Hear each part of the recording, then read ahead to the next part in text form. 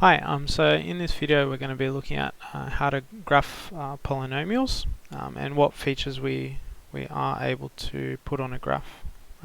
So here, let's say we've got some type of polynomial. There'll be a few features we'll be able to figure out. So one which is quite straightforward on most functions is finding the y-intercept. There'll only be one y-intercept because if there was multiple, then it wouldn't pass the vertical line test and wouldn't be a function. If it's factorable, then we can factorize it and identify the x-intercepts or the zeros or the roots. So I'll probably use the word roots throughout.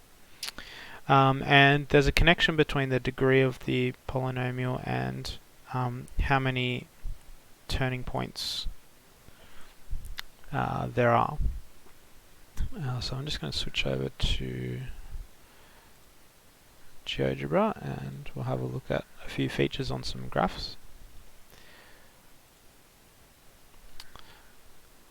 Okay, so here's this first graph, x squared minus 2x minus 4. So notice the degree of the polynomial is 2, right, because the highest power is 2. And so this is a quadratic function, which you'll know is the graph of a parabola. So notice here, like I said, there's only one y-intercept here, and there is one turning point. So turning points where the function's decreasing, decreasing, decreasing, and then it turns around and goes increasing, increasing, increasing. So notice it's a degree 2 polynomial, and there is one turning point. What about how many roots are there? There's 1, 2 roots here, but there won't always be 2 roots. For example, if I move this equation up a bit, right, it's still got one y-intercept, it's still got one turning point, and now it doesn't cut through the x-axis at all, so there's no roots, there's no values you can put into the function and get an output of 0. So I'll say from now on that we'll look at the maximum amount of roots you could have, depending on the degree. Okay, so this next graph here is a cubic. I'll just stretch this out. Right, it's a cubic because the highest power is 3, so it's a degree 3 polynomial. And again, there's only one y-intercept. How many roots are there? There's 1, 2, 3 roots, but again, there's potentially a maximum of 3 roots. For example, again, if I move this up, it's now got 1 root. There's only one spot it cuts through, or even if I move this down a lot, there's only 1 root. Right, so it's degree 3 and there's a maximum of 3 roots that it could have. And how many turning points are there? There's 1 turning point, 2 turning points. Right, so it's a degree 3 polynomial and there's 2 turning points. The next one is a degree 4 polynomial, and the word for this is a quartic. So actually I'll have to zoom out. Where's the rest of it? Here we go. So a quartic, it's degree 4. How many, again, one y-intercept. How many roots does it have? 1, 2, 3, 4. Right, so it's degree 4 and it can have up to 4 roots. And it's degree 4, and how many turning points does it have? 1, 2, 3. Okay, so now we're going to summarize what we just saw there. So we've got the degree of the polynomial, its amount of let's say max roots, and the amount of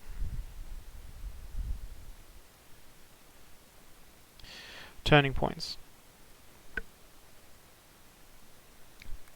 So the quadratic was degree 2, and it had up to 2 roots, and it had 1 turning point. The cubic was degree 3, it had up to 3 roots, and there was 2 turning points. The quartic was degree 4, it had a maximum of 4 roots, and it had 3 turning points, right? So you can probably see and extrapolate this, that for a general polynomial, if it's degree n, it'll have up to n many roots, and it'll have 1 less turning point, right? So for example, if you had an equation and the highest power was something x to the 8, then with a whole lot of other terms, then the polynomial could have up to 8 roots, and it would have 7 turning points. Alright, so there's some other features we can look at before we figure out how to graph things.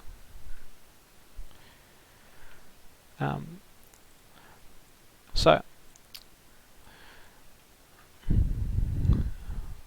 notice here that the leading coefficient, right, so the leading term is x squared, and so the leading coefficient, the number in front, is 1, and it's positive 1.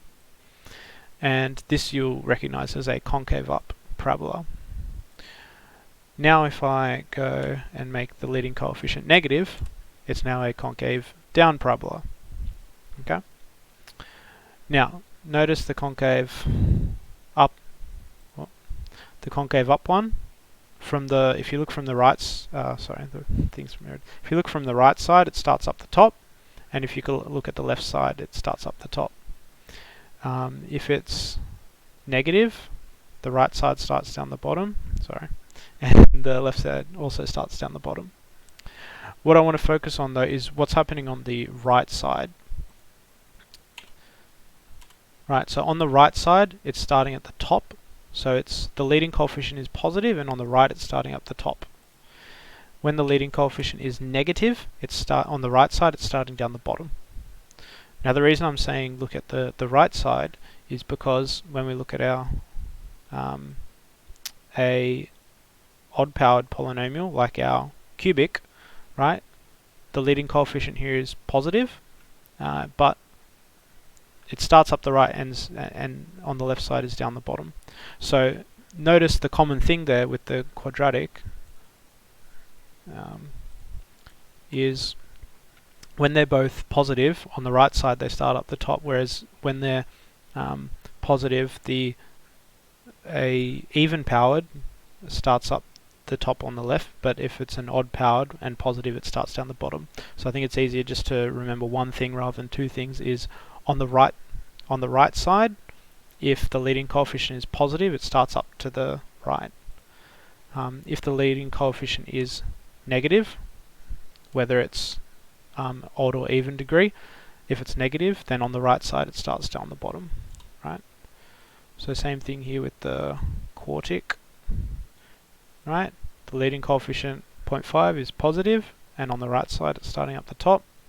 And if we were to make it negative, where's the rest of the turning points gone? Right, when it's negative, on the right side it's starting down the bottom.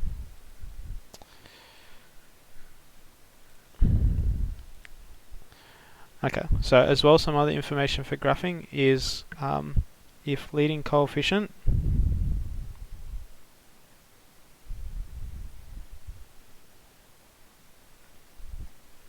is positive, start your polynomial graph top right, and if we use ditto marks to copy everything, leading coefficient is negative,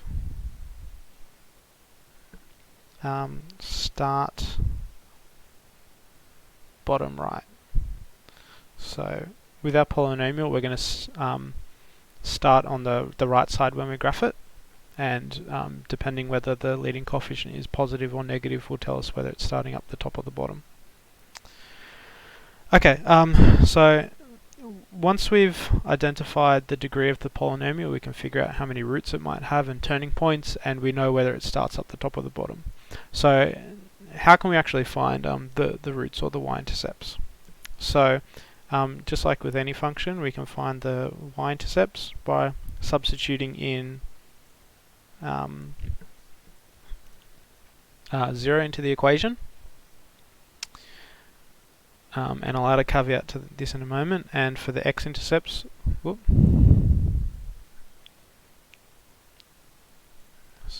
so for the x-intercepts or the roots, you will need to solve when the polynomial is equal to 0. So if it's factorable, then if you have multiple factors, this times this times this times this equals 0, then by null factor law, there'll be whatever values in each set of brackets make it equal to 0. Okay, and I'll add some caveats on these once we do the examples. So this will probably make more sense when I go through the process of doing these. So over to the left we've got this polynomial, p of x equals x plus 3, x minus 2, x minus 5. So let's substitute 0 in.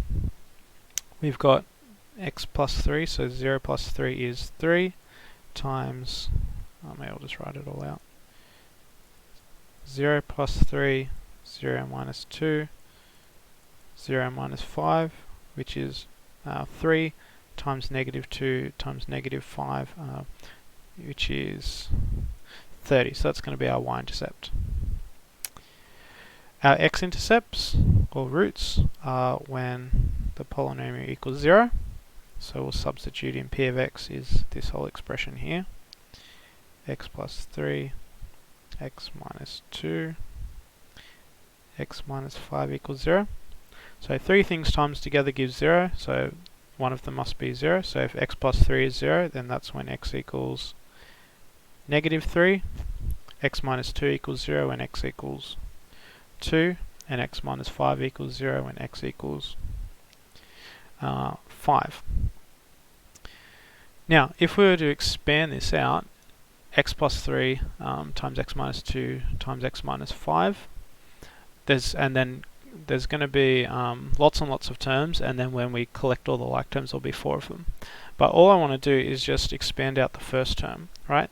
So if you do x times x times x, then when you expand it, it will be x times x times x, x cubed, plus some other terms, right?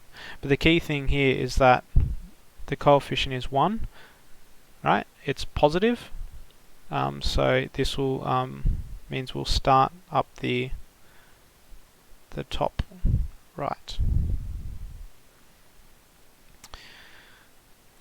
Okay, so now on our graph, let's draw up a xy axis.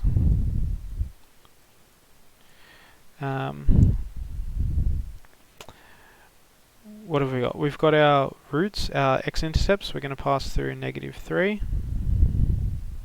We're going to pass through 2. And we're going to pass through 5. Our y-intercept, we're going to pass through 30. And we're going to start up the top right. So we're going to start up the top right here. Because it's a cubic, right? X times x times x, it's a cubic. There's going to be 2 turning points. So that means we're going to start up here, come down, turn around once, go through that point, turn around a second time, and go through there. Right? So it's a cubic, it'll have 2 turning points, so we'll go through one route, turn around, another route, turn around, go through the y-intercept, turn around, and go back through the other route. Now, this is where I said we'd add some caveats. This turning point here, now later on in a calculus topic we can actually find where this turning point is, but at the moment, how do we know, is this turning point actually at 30? Maybe the function comes around, hits 30 in the y-intercept and turns around. Here I've just drawn it to the left, but maybe it's actually, the turning point is has a positive x value, so maybe it comes up and turns around and then cuts back down through 30. So the way we can actually just make this graph a bit more accurate is when we do the y-intercept as well, what we should do is test a point to check. I'll just say to check what side turning point is on. Right? So we don't want to check something like 3 because that's in between 2 and 5. We want to check in between some value between these roots, negative 3 and 2. The turning point, right, if it's got to cut through this root and then cut back down through this root, then it's going to turn around at some point in between the two values. So we could just pick something like 1. So let's test, we're going to test putting 1 into the polynomial, and we get 1 plus 3, 1 minus 2, 1 minus 5, which is 4 times negative 1 times negative 4, which is 16. So when x equals 1,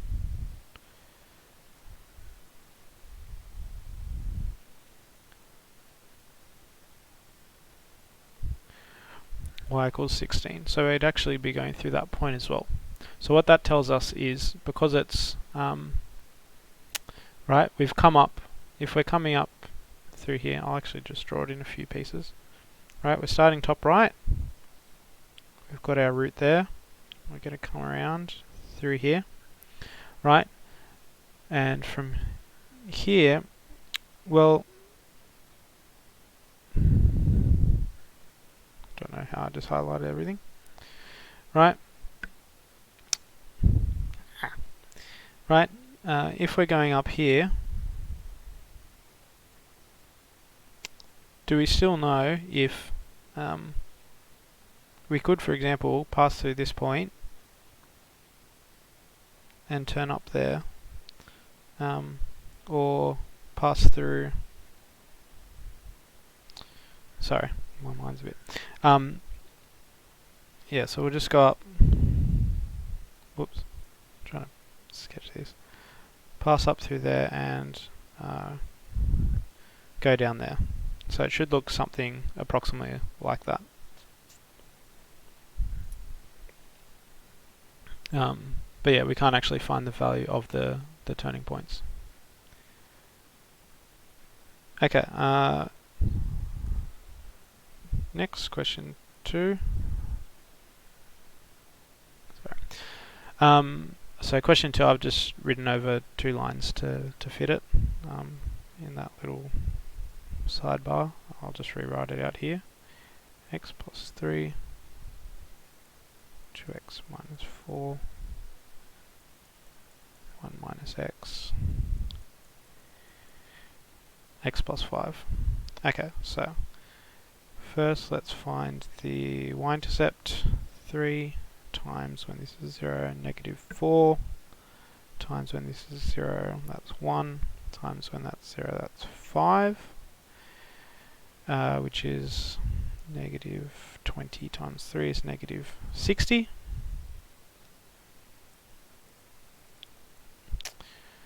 When does it equal 0?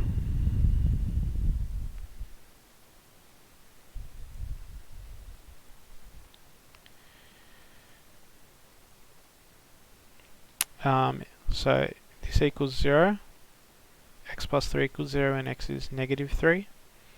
2x minus 4 equals 0 when x is 2. So if this is a bit more complex, you might need to write out a little equation and solve it.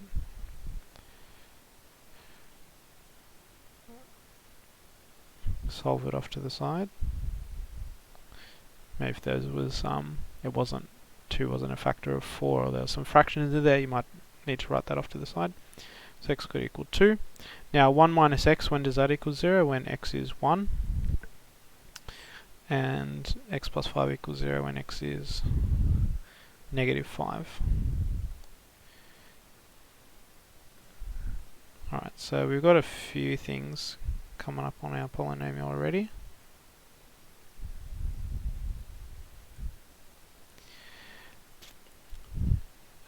We've got -5,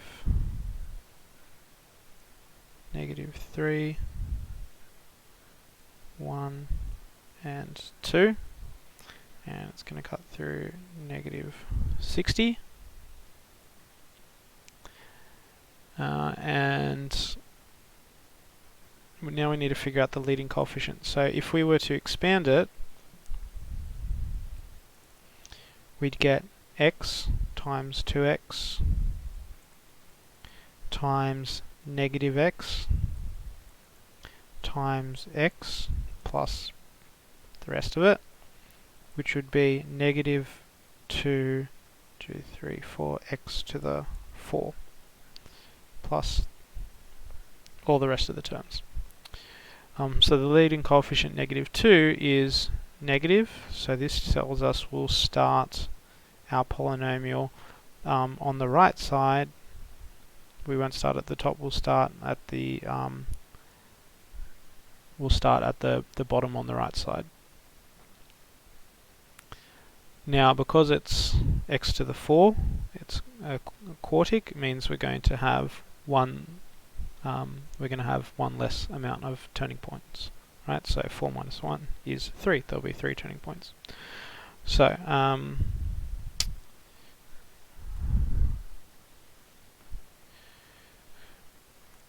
then let's go starting at the bottom right. We'll go up here. Oh. We'll turn around, pass through 1, y-intercept, turn around 3, turn around, pass through our root at -5.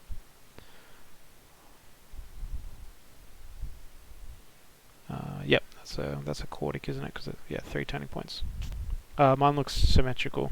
It's definitely not going to be symmetrical, but you know, for our intents and purposes at the moment, I think that's everything we can graph. All right, question 3. We've got, slide back over.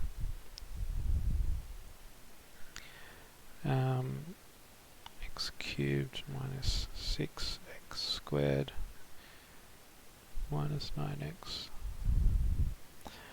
plus 14.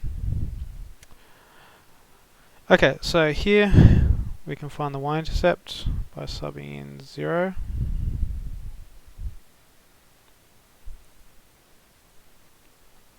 Is 14. Now, if we want to solve when p of x equals 0 though, then when does this equation equal 0? It's hard to tell in the form it's in. So we need to factorize it first. So that was the other caveat I was going to add up here. Did I test? I forgot that. P of x equals 0. You may need to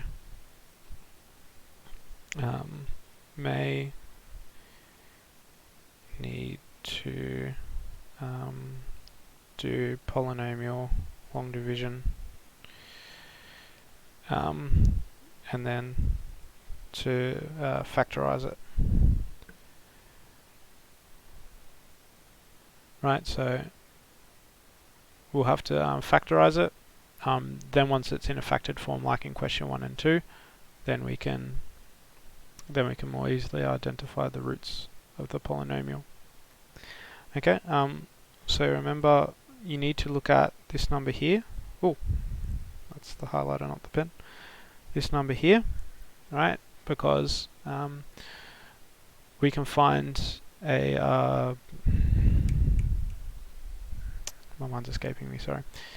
1 or 14, 2 or 7, -1 and -14, -2 and -7.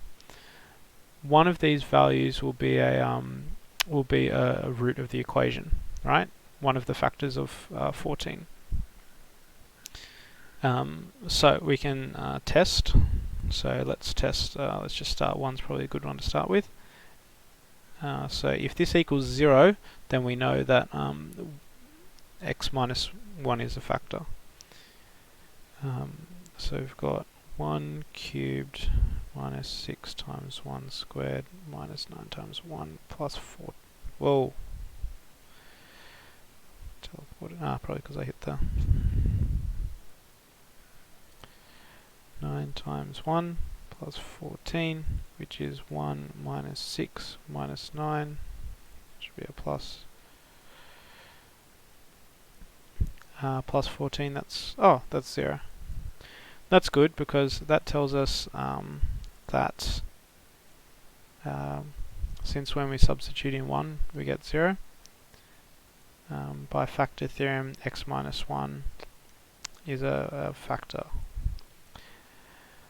So since we know x minus 1 is a factor, we can do our long division.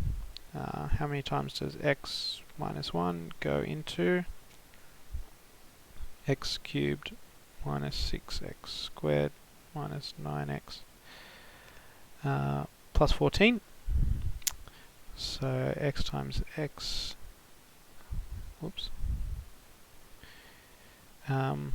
x times what is x cubed is x squared. So x squared times x is x squared. X squared times negative 1 is negative, sorry, that's cubed, negative x squared. Then subtracting, they obviously cancel out. Minus 6x squared minus negative will be plus, so we'll end up with minus 5x squared, and we'll bring our minus 9x down. Okay, what do we need to times x by to get minus 5x squared is negative 5x, and then negative 5x times x is negative 5x squared. Negative 5x times negative 1 is plus 5x.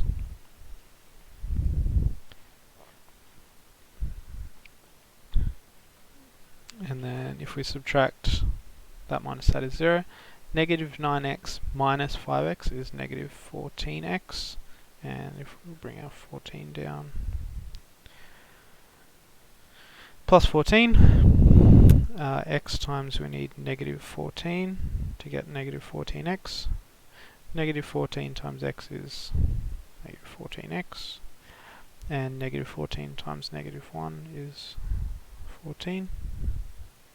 And they're the same thing. We already knew it was a factor, so we should get 0. So if x minus 1, the polynomial, when we divide it by x minus 1 without a remainder, we get a quotient of x squared minus 5x minus 14. Now this one here is a quadratic, so if we use PSF, we've got product is negative 14, sum is negative 5. So the factors are negative 7 and 2. So that means we've got x minus 1, x minus 7, x plus 2 equals 0. Sorry, that 7 and that bracket look very similar.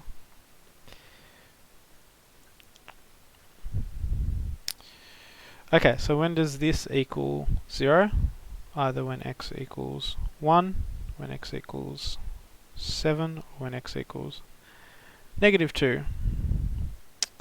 So now we've got our roots of our polynomial and the y-intercept. What's the sign of the leading coefficient? The leading coefficient is positive, so that means on the right side we're going to start up the top. It's a cubic, so we're going to have 2 turning points, right? And we're going to go through, have a turning point in between each of these.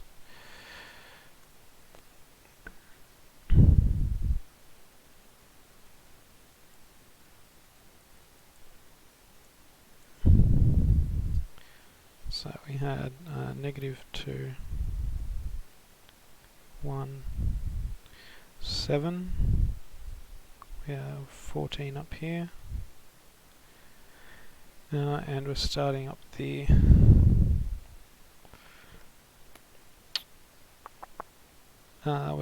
top right. Okay, and let's test where our turning point is. So we could test -1. When we put -1 in, so here you could put it into either expression, into the polynomial there. I think it'll probably be easier to put it in the to substitute into the. Oh, I just realised I've been using my mouse on the wrong screen. Sorry about that. We could substitute -1 into either expression for the polynomial, this one or this one here. Right, I think it'll be easy if you put it into this one. So we've got -1 minus another one, -1 minus 7, -1 plus 2, which is -2 times -8 times 1, which is 16. So it goes, we've got another point, -1 is 16 up here. So our polynomial is going to go through here.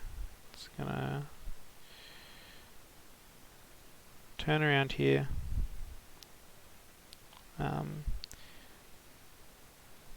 Well, I mean, it could go up here and then down like that, or it could go. This is where without calculus we can't really find exactly where the turning point is, so. Or it could go up like through there and then turn around. Right, but there's what the there's at least where the roots. We've used the roots, the y-intercept, and the sign of the leading term to graph that polynomial after we use factor theorem and polynomial long division to factor it. So just lastly, just if you're interested, I might just graph all these on GeoGebra, so you can see, because like I haven't done this to scale. I mean, if we're just trying to show mathematically we can identify these key features, then that's fine, but it might be nice just to see what the curves actually look like. So we ended up with, for the first one, x plus 3, x minus 2, x minus 5.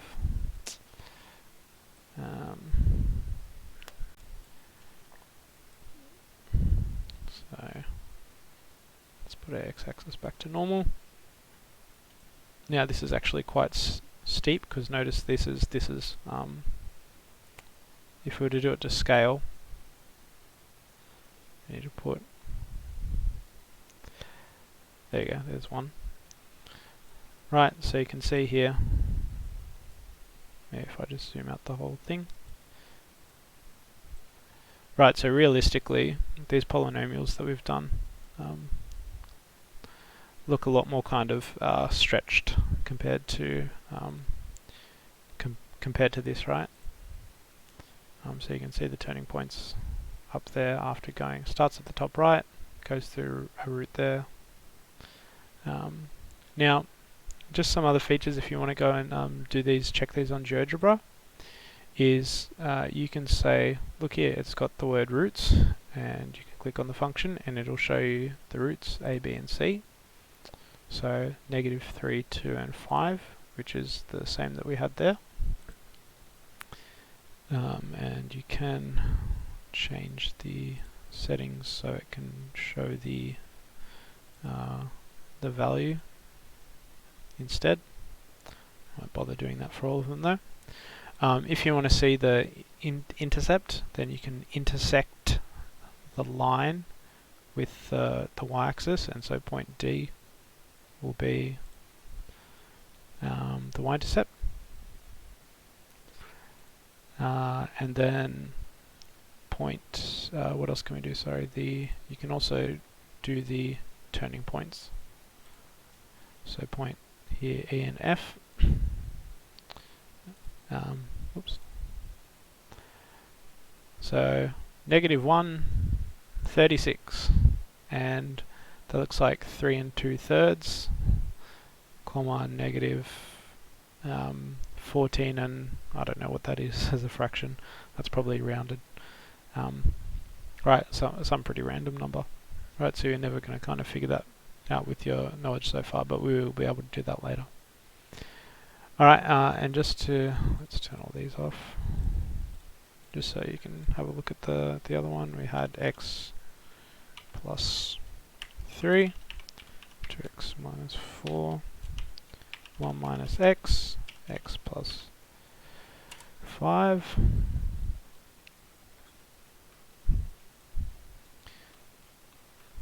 Right, so -5, -3, 1 and 2.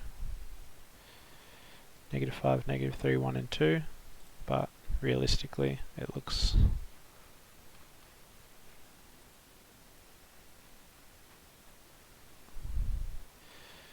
if you actually did it to scale, it's barely kind of identifiable as a polynomial, unless you, for example, actually do change these axes. Right, so the axes are disproportionate, but you can kind of see the curvature a bit there. And what was the last one? It wasn't factored. I'll just write it out as it was in the question. X cubed. Oh, turn this one off. X cubed minus 6x squared minus 9x plus 14. So you can again kind of see it's a cubic, so it should only have 2 turning points. Right. Mine kind of normally end up looking a bit kind of flipped and symmetrical. Right, but really these turning points, that one should be kind of lower than that one. Anyway, but it might be good to, when you do your graphs, again, go through these processes to figure out these values, but it would probably be good to visualize them as well. Alright, that's it for this video. Bye.